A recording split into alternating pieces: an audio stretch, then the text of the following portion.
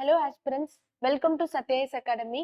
இன்னைக்கு January 6 to 8க்கான இம்பார்ட்டன்டான current affairs டாபிக்ஸை பார்க்கலாம். ஸோ ஃபர்ஸ்ட் டாபிக் என்ன அப்படின்னா இந்தியாவோட ஜிடிபி growth. ஸோ இது ஒவ்வொரு டைமும் வந்துட்டு ஒவ்வொரு வருஷம் அந்த ஸ்டார்டிங்ல எவ்வளோ இருக்கும் அப்படின்னு ப்ரெடிக்ட் பண்ணுவாங்க. ஸோ எல்லா ஆர்கனைசேஷன் நிறைய சொல்லுவாங்க. நம்ம வந்துட்டு இம்பார்ட்டன்டான ஆர்கனைசேஷன் என்னென்ன சொல்லியிருக்காங்க அப்படிங்கறத தெரிஞ்சுக்கலாம். ஸோ யுனைடெட் நேஷன் ஐநா என்ன சொல்லியிருக்காங்க அப்படின்னா 2024க்கானது 6.2% இந்தியாவோட ஜிடிபி growth இருக்கும் அப்படின்னு அவங்க ப்ரெடிக்ட் பண்ணியிருக்காங்க. 2023ல எவ்வளோ ப்ரெடிக்ட் பண்ணியிருந்தாங்க அப்படின்னா 6.3% ப்ரெடிக்ட் பண்ணியிருந்தாங்க. இப்போ உலக பொருளாதார வளர்ச்சி பார்த்தீங்க அப்படின்னா இந்த வருஷம் 2024க்கானது 2.4% அப்படிங்கிறத சொல்லியிருக்காங்க. அதுவும் கோவிட் பேண்டமிக் பார்த்தீங்கன்னா அதுக்கு முன்னாடி வந்துட்டு 3%ன்னு இருந்துச்சு. ஸோ அதுக்கப்புறம் பார்த்தீங்கன்னா இப்போ எல்லாமே கமிஞ்சிட்டு தான் வருது. ஸோ அதனால தான் 2024 வந்துட்டு வேர்ல்டு லெவலில் 2.4ன்னு ப்ரெடிக்ட் பண்ணியிருக்காங்க. அப்போ 2023ல 2.7 அப்படின்னு ப்ரெடிக்ட் பண்ணியிருந்தாங்க. கோவிட் பேண்டமிக்கு முன்னாடி தான் பார்த்தீங்கன்னா 3 அப்படின்னு ப்ரெடிக்ட் பண்ணியிருந்தாங்க. ஸோ இது வந்துட்டு யுனைடெட் நேஷன் சொன்னது 6.2% இந்த வருஷம். ஸோ இந்தியா லெவல்ல யாரு ப்ரெடிக்ட் பண்ணியிருக்காங்கன்னா national statistical office. So NSO இருக்காங்க இல்லைங்களா? ஸோ இவங்க எவ்வளோ சொல்லியிருக்காங்க இந்தியாவோட ஜிடிபி அப்படின்னா 7.3%. அப்போ யூஎன் சொன்னது 6.2%. இந்தியாவோட ஜிடிபி வந்துட்டு என்எஸ்ஓ இந்தியா லெவல்ல சொன்னது எவ்வளோ அப்படின்னா 7.3% சொல்லியிருக்காங்க. ஸோ நெக்ஸ்ட் டாபிக் என்ன அப்படின்னு பார்த்தீங்கன்னா பிருத்வி ப்ரோக்ராம். ஸோ பிருத்வி அப்படிங்கிறது பார்த்தீங்கன்னா யாரு வந்துட்டு இந்த ப்ரோக்ராமை லான்ச் பண்ணியிருக்காங்கன்னா ministry of earth sciences. So union லெவல்ல இருக்கக்கூடிய எர்த் சயின்சஸ் இந்த மினிஸ்ட்ரி தான் பார்த்தீங்கன்னா இந்த ப்ரோக்ராமை லான்ச் பண்ணியிருக்காங்க. ஸோ இது பார்த்தீங்க அப்படின்னா ஆல்ரெடி வந்துட்டு இந்த மினிஸ்ட்ரி ஆஃப் எர்த் சயின்சஸ் கீழே 5 ஸ்கீம்ஸ் இருக்கு. ஸோ அதை எல்லாத்தையுமே ஒன்னா சேர்த்தி தான் வந்துட்டு பாத்தீங்கன்னா இந்த பிருத்வி அப்படிங்கிற ப்ரோக்ராம இவங்க லான்ச் பண்ணியிருக்காங்க. அப்ப 5 ப்ரோக்ராம் ஆல்ரெடி எக்ஸிஸ்டிங்ல இருக்கு இல்லைங்களா? ஸோ அது என்னென்ன அப்படிங்கறத தெரிஞ்சுக்கலாம். ஸோ ஃபர்ஸ்ட் பாத்தீங்க அப்படின்னா across atmosphere and climate research modelling observing systems and services. Next பாத்தீங்கன்னா O smart ocean services modelling application resources and technology. அடுத்து PACER polar science and cryosphere research. அடுத்து SAGE seismology and geo sciences. Next பாத்தீங்கன்னா reach out research education training and outreach. இந்த பிருத்திவி கீழே இந்த 5 program இருக்கு அப்படிங்கிறது மட்டும் தெரிஞ்சுக்கோங்க. ஸோ இதுக்கான எக்ஸ்பான்ஷனும் தெரிஞ்சு வச்சுக்கோங்க. ஸோ நெக்ஸ்ட் பாத்தீங்கன்னா இந்த பிருத்வி ப்ரோக்ராம் அவங்க மெயினா பாத்தீங்கன்னா மினிஸ்ட்ரி ஆஃப் எர்த் சயின்சஸ் தான் லான்ச் பண்ணியிருக்காங்க. ஸோ எர்த் ரிலேட்டடா தான் பாத்தீங்க அப்படின்னா இந்த ஸ்கீமை வந்துட்டு வச்சிருக்காங்க. So atmospheric science climate change weather forecasting பண்றது air quality aerosol research. So இது எல்லாமே வந்துட்டு பாத்தீங்க அப்படின்னா இன்க்ளூட் பண்ணி தான் இந்த ப்ரோக்ராம் இருக்க போகுது. ஸோ அப்போ இந்த மினிஸ்ட்ரி ஆஃப் எர்த் சயின்சஸ் கொண்டு வந்ததுல இந்த பிருத்வி ப்ரோக்ராம் இப்ப பார்த்தோங்களா? ஸோ இது ரிலேட்டடா இவங்க அந்த மினிஸ்ட்ரியை பார்த்தீங்க அப்படின்னா ஆல்ரெடி ஒரு இம்பார்ட்டன்டான ஒரு ஸ்கீம் லான்ச் பண்ணியிருந்தாங்க. ஸோ அதையும் தெரிஞ்சுக்கோங்க. ஸோ அந்த ஸ்கீம் பேர் என்னன்னு பார்த்தீங்கன்னா டீப் ஓஷன் மிஷன்.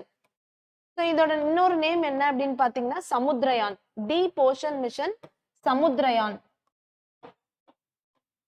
இந்த நேம்லயே இருக்கு பாத்தீங்களா டீப் ஓஷன் மிஷன். ஸோ ஓஷன்ல பாத்தீங்க அப்படின்னா உள்ள ஆழ்கடலை வந்துட்டு ஆராய்ச்சி செய்யறதுக்காக தான் இந்த ஸ்கீமை வந்துட்டு லான்ச் பண்ணியிருந்தாங்க. இது ஆல்ரெடி எக்ஸிஸ்டிங்ல இருக்கு. ஸோ இது இன்னொரு நேம் தான் பாத்தீங்க அப்படின்னா சமுத்ரயான். ஸோ இதுக்காகவே பாத்தீங்க அப்படின்னா உள்ள சப்மர்சிபிளான ஒரு வெஹிக்கிள் என்ன கண்டுபிடிச்சிருந்தாங்க அப்படின்னா மட்சியா 6000 அப்படிங்கிற ஒரு வெஹிக்கிளை இவங்க கண்டுபிடிச்சிருந்தாங்க. ஸோ அதன் மூலமா தான் பாத்தீங்க அப்படின்னா க்ரூ மெம்பர்ஸ் அரௌண்ட் 3 பேர் வந்துட்டு ஆழ்கடலுக்குள்ள போய் உள்ள வந்துட்டு ஆராய்ச்சி பண்றதுக்காக இந்த ஸ்கீமை லான்ச் பண்ணியிருந்தாங்க. ஸோ நெக்ஸ்ட் டாபிக் என்னன்னு பாத்தீங்கன்னா தமிழ்நாட்டுல ஸோ இந்த 2 days நடக்கிறது இம்பார்ட்டன்டான ஒரு மீட்டிங் இருக்கு இல்லைங்களா? So Tamil Nadu global investors meet உலக முதலீட்டாளர்கள் மாநாடு தமிழ்நாடோடது. ஸோ எப்ப நடக்குதுன்னா ஸோ January 7 to 8 ஸோ இந்த 2 days நடந்துட்டு இருக்கு.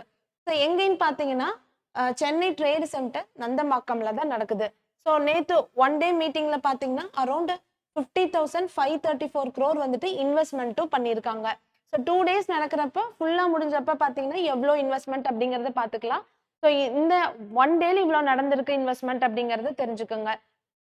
ஸோ இந்த மீட்டிங்க்கு பாத்தீங்க அப்படின்னா லோகோ வந்து பாத்தீங்கன்னா நம்ம தமிழ் லெட்டர் வந்துட்டு தா இருக்க மாதிரி அவங்க டிசைன் பண்ணியிருக்காங்க. நெக்ஸ்ட் பாத்தீங்க அப்படின்னா இந்த மீட்டிங்ல ஸோ இன்வெஸ்டர்ஸ் மீட் தானா? ஸோ நிறைய கம்பெனிஸ் இன்வெஸ்டர்ஸ் எல்லாமே பார்த்தீங்க அப்படின்னா ஃபாரின் கம்பெனிஸ் உள்ள இருக்கக்கூடிய டொமஸ்டிக் கம்பெனிஸ் எல்லாமே பார்த்தீங்கன்னா இன்வெஸ்ட் பண்ணுவாங்க.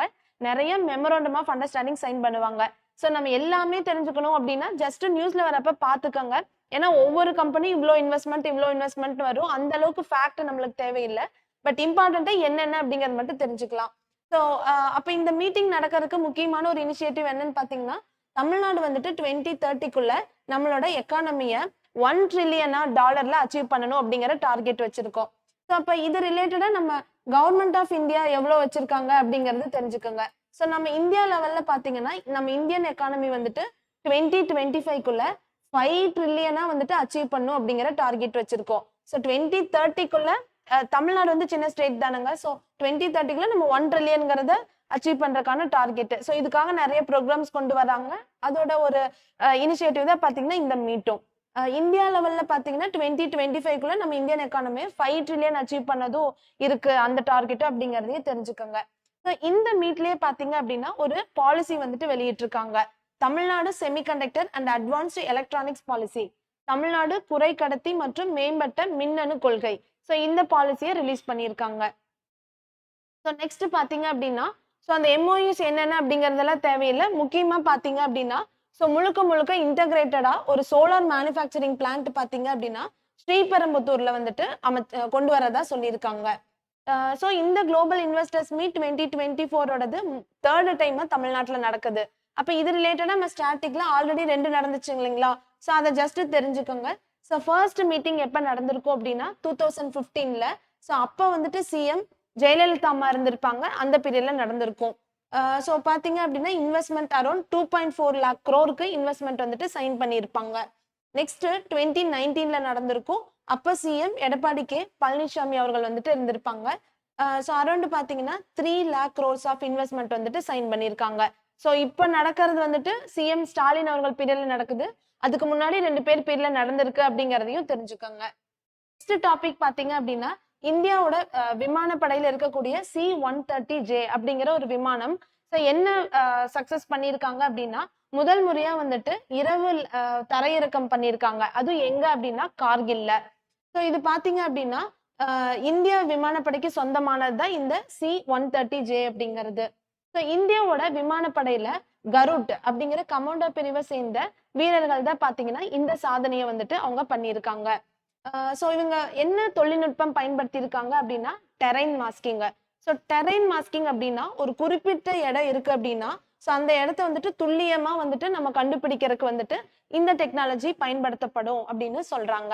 ஸோ இந்த டெரைன் மாஸ்கிங் மூலமா வந்துட்டு ஒரு எதிரிகள் இருக்காங்க அப்படின்னா அவங்க பிளேஸ்க்கு வந்துட்டு அவங்களுக்கு தெரியாம நம்ம போய் தாக்குதல் பண்ண முடியும் அப்படிங்கறதையும் சொல்லியிருக்காங்க. ஸோ இதன் மூலமா இப்போ ஒரு மலைப்பாங்கான பகுதி இருக்கு, அங்க வந்துட்டு போர் நடக்குது, இல்ல ஒரு பேரிடர் காலம் டிசாஸ்டர் இருக்கு அப்படின்னா ஸோ இந்த மாதிரியான எவ்வளவு மோசமான சூழ்நிலை இருந்தாலுமே இந்திய விமானப்படை வந்துட்டு நாங்க தயாரா இருக்கோம், அதை வந்துட்டு நாங்க உணர்த்துறோம் அப்படிங்கிற மாதிரி இதுல அவங்க சொல்லியிருக்காங்க. ஸோ கார்கில் பத்தி தெரிஞ்சுக்கிட்டீங்க அப்படின்னா ஸோ இந்தியால பாத்தீங்க அப்படின்னா ஜம்மு அண்ட் காஷ்மீர் வந்துட்டு அபிஷியலா 2019ல 2ஆ பிரிச்சிருப்பாங்க. ஸோ ஜம்மு அண்ட் காஷ்மீர் லடாக் அப்படிங்கிற யூனியன் டெரிட்டரியா. ஸோ லடாக்கோட கேபிட்டல் தான் பாத்தீங்கன்னா கார்கில். ஸோ கார்கில் எப்படியான பிளேஸ் அப்படின்னா சுத்தியுமே மலைகளால வந்துட்டு சூழப்பட்ட ஒரு பகுதி. இது பாத்தீங்க அப்படின்னா 8780 இவ்வளோ அடி உயரத்துல வந்துட்டு இருக்கக்கூடிய ஒரு பிளேஸ். ஸோ இங்க பாத்தீங்கன்னா டெம்பரேச்சர் வந்துட்டு ரொம்பவே கம்மியா தான் இருக்கும். அதுவும் வின்டர் சீசன்ல பாத்தீங்க அப்படின்னா -20°C வரைக்குமே டெம்பரேச்சர் போகும். அப்போ உலகிலே பாத்தீங்கன்னா உயரமான போர்க்களம் அப்படின்னு சொல்லக்கூடிய பகுதி எதுன்னு பாத்தீங்கன்னா கார்கில். ஸோ இந்தியாவில கூட பாத்தீங்கன்னா கார்கில் வார் வந்துட்டு 1999ல நடந்திருக்கும். ஸோ அப்போ இந்த கார்கில் பிளேஸ்ல தான் இந்த C-130J அப்படிங்கிற விமானம் வந்துட்டு ஃபர்ஸ்ட் டைம் வந்துட்டு நைட் லேண்டிங் பண்ணியிருக்காங்க அப்படிங்கறத தெரிஞ்சுக்கோங்க. ஸோ நெக்ஸ்ட் என்ன அப்படின்னு பாத்தீங்கன்னா 4 Stars of Destiny. ஸோ இந்த புக்கு யாரோடது அப்படின்னா இந்தியாவோட முன்னாடி chief of the army staff. So இந்தியாவில பாத்தீங்கன்னா ஆர்மி, நேவி அண்ட் ஏர்ஃபோர்ஸ் இருப்பாங்களா? ஸோ ஒவ்வொருத்தருக்கும் ஒவ்வொரு தலைவர்கள் இருப்பாங்க இல்லைங்களா? ஸோ அப்போ ஆர்மியோட ஸ்டாஃபா வந்துட்டு 28ஆ இருந்தவர் யாரு அப்படின்னா மனோஜ் முகுந்த் நரவனே இவர் இருந்தாரு. ஸோ இவரோட தன்னோட ஆட்டோபயோகிராஃபியான 4 Stars of Destiny வந்துட்டு ரிலீஸ் பண்ணியிருக்காரு. அப்ப இவரு 28ஆ. ஸோ இப்ப பாத்தீங்கன்னா கரண்டா எத்தனாவது இருக்காங்க அப்படின்னா 29th chief of army staff இருக்காங்க. ஸோ அவரு யாரு அப்படின்னா மனோஜ் பாண்டே இருக்காரு. ஸோ நெக்ஸ்ட் டாபிக் என்னன்னு பார்த்தீங்க அப்படின்னா, official spoke person of the ministry of external அஃபேர்ஸை அப்பாயிண்ட் பண்ணியிருக்காங்க. வெளியுறவு அமைச்சகத்தோட அதிகாரப்பூர்வ செய்தி தொடர்பாளர். ஸோ யாரை அப்பாயிண்ட் பண்ணியிருக்காங்க அப்படின்னா, ரந்தீர் ஜெய்ஸ்வால் இவரை தான் வந்துட்டு அப்பாயிண்ட் பண்ணியிருக்காங்க. ஸோ இவரு யாரை சக்சீட் பண்ணி வந்திருக்காரு அப்படின்னா, அரிந்தம் பக்ஷி இவரை சக்சீட் பண்ணி வந்திருக்காரு. தேங்க்யூ.